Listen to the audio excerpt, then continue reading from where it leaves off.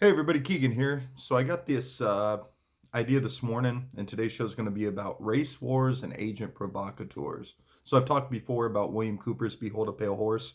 Came out in I think 1991. It's one of the most stolen books of all time. People are afraid to buy the book in the store.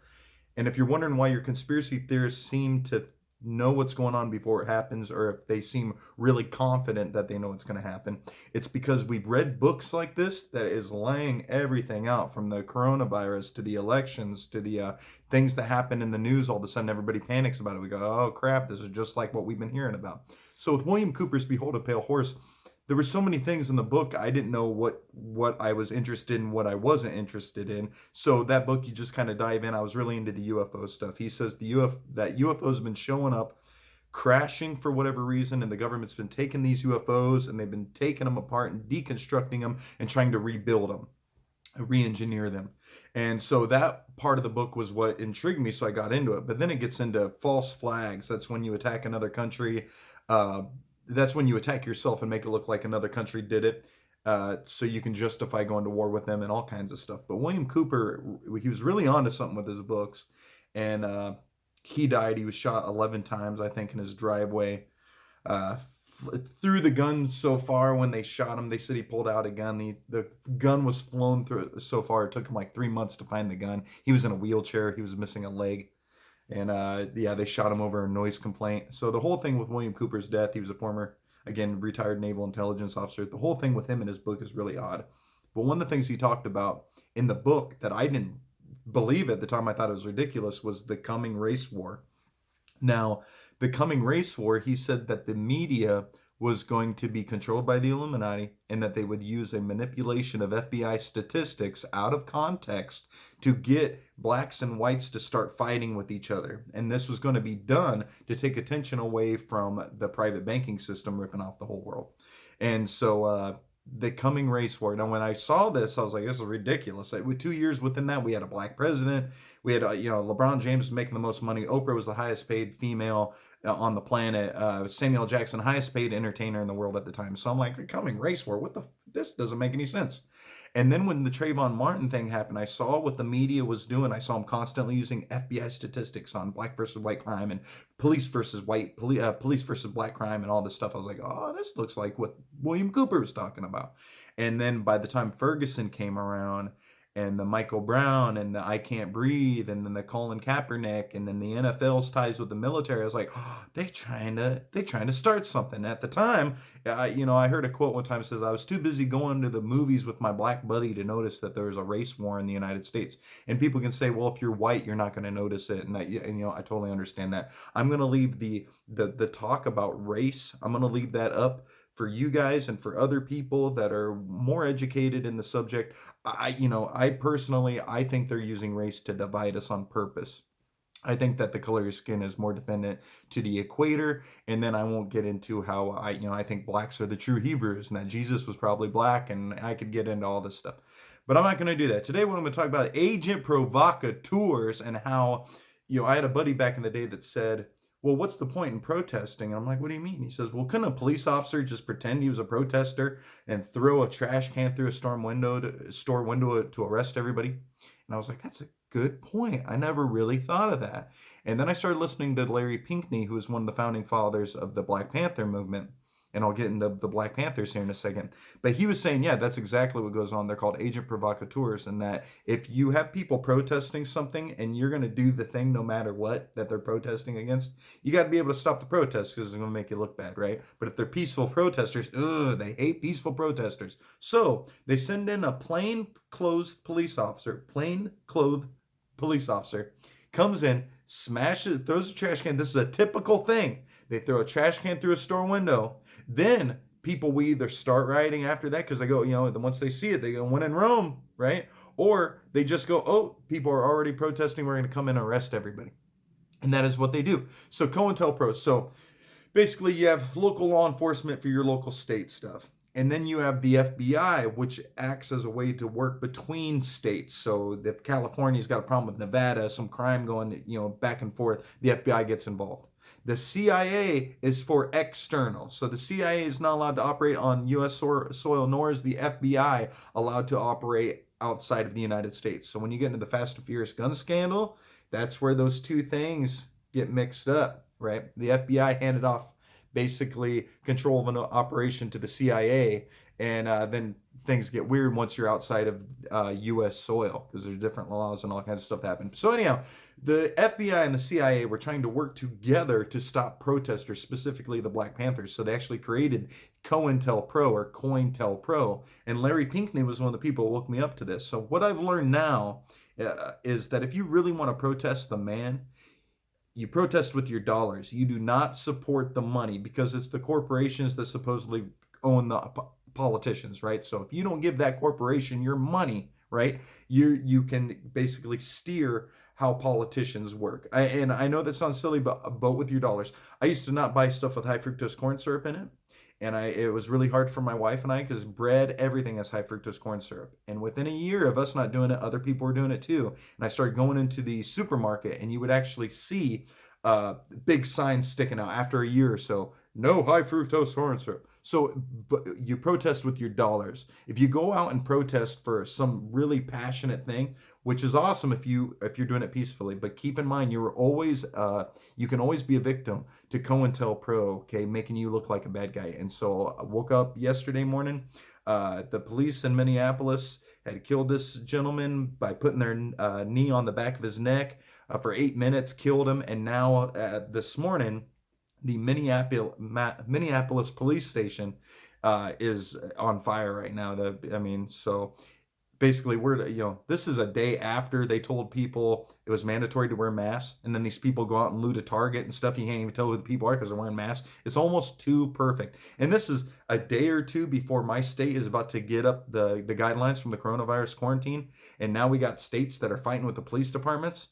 Seems a little planned. Seems like they want to bring in the National Guard. Remember when the coronavirus came out and the National Guard, they went all across the United States, went to their little hidey holes, and now you're not hearing about them anymore. But they're still there. The military is here in the United States waiting for any order from any governor to say, get them, okay? And at first we were thinking, oh, it's just sick people they're going after. But now look, there's riots. Huh? Didn't think about that, did you? Well, your conspiracy theorist buddies did, all right? So I'm going to get in a couple of things. I only got probably about 10 minutes here. I can deal with you guys.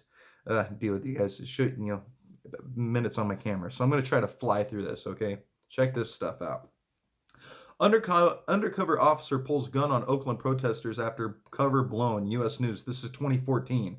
So an undercover cop was at a protest, right? Things get heated. He gets surrounded. He pulls out a gun. I'm a police officer, right? So undercover officer pulls gun on Oakland protesters after cover blown. U.S. News, 2014. Just a reminder in the coming days regarding the riots in Minneapolis, they're going to paint protesters in the worst way, but there are cops, agitators, working undercover, stirring up shit in the crowds.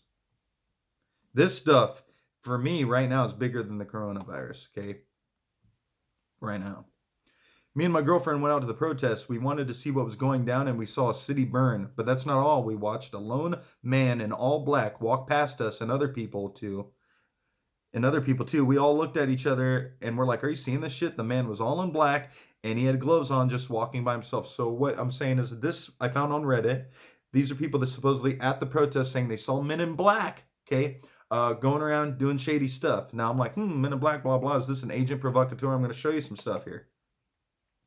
This whole thing was allowed. That man was murdered to start a race war. Our populace plays right into their hands every single time.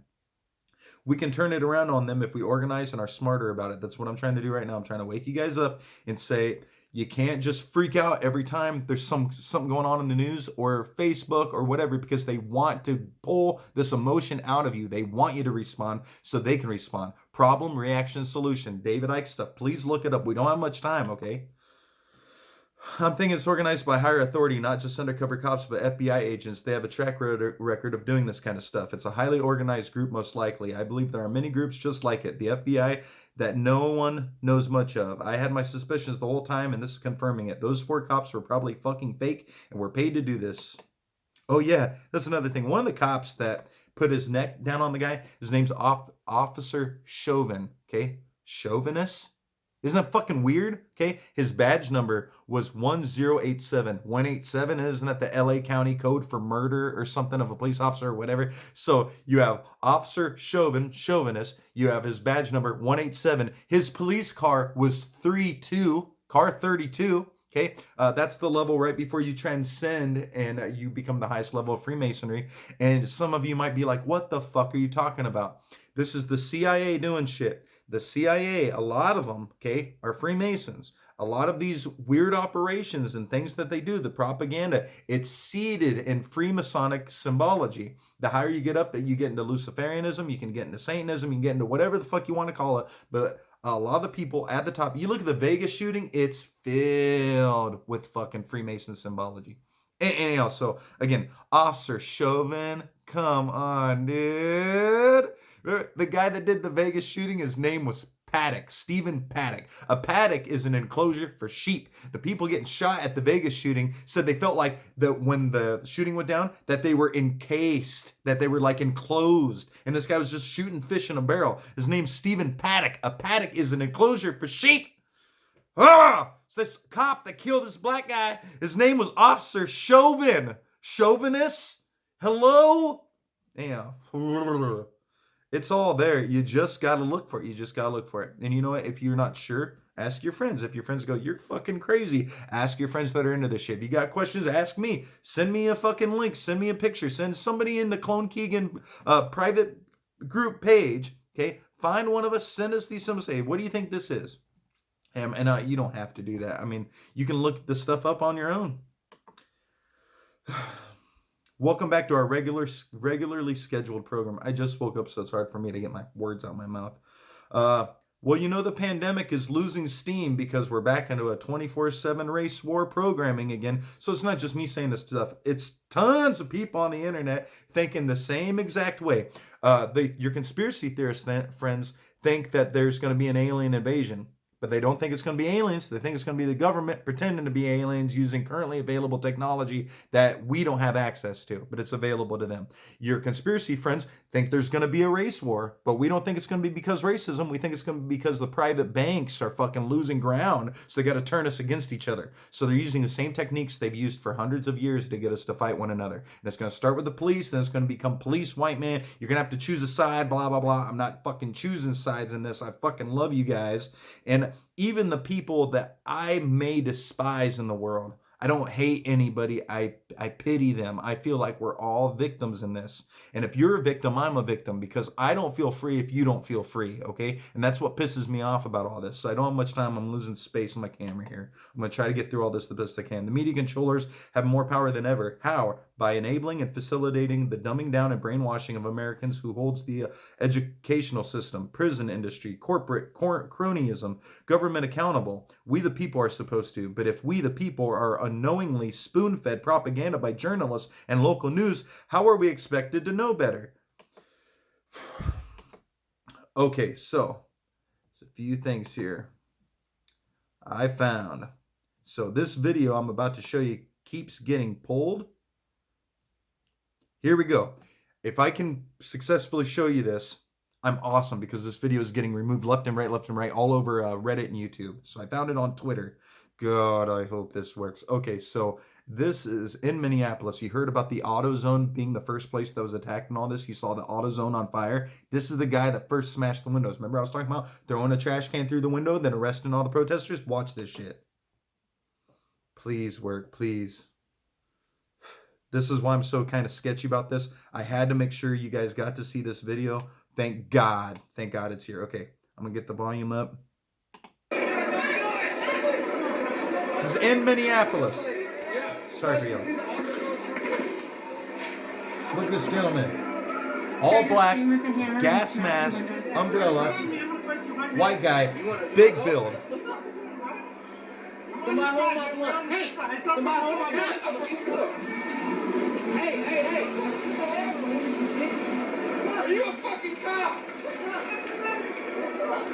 Guy says, are you a fucking cop? He says, it doesn't matter. And he's walking away. This guy's trying to confront him. These people are like, why'd you just smash out those windows? But on the news, they're telling you it's these people that went around smashing the windows. You saw the footage of people going through Target and stuff, right? Well, who's the one that cast the first stone, okay? Yeah, but that's it. This is how they control us. And see, why do they go through all this? Why don't they just lie and say, we deserve it and arrest us? Because the people at the top, right? They are serving a whole different beast, right?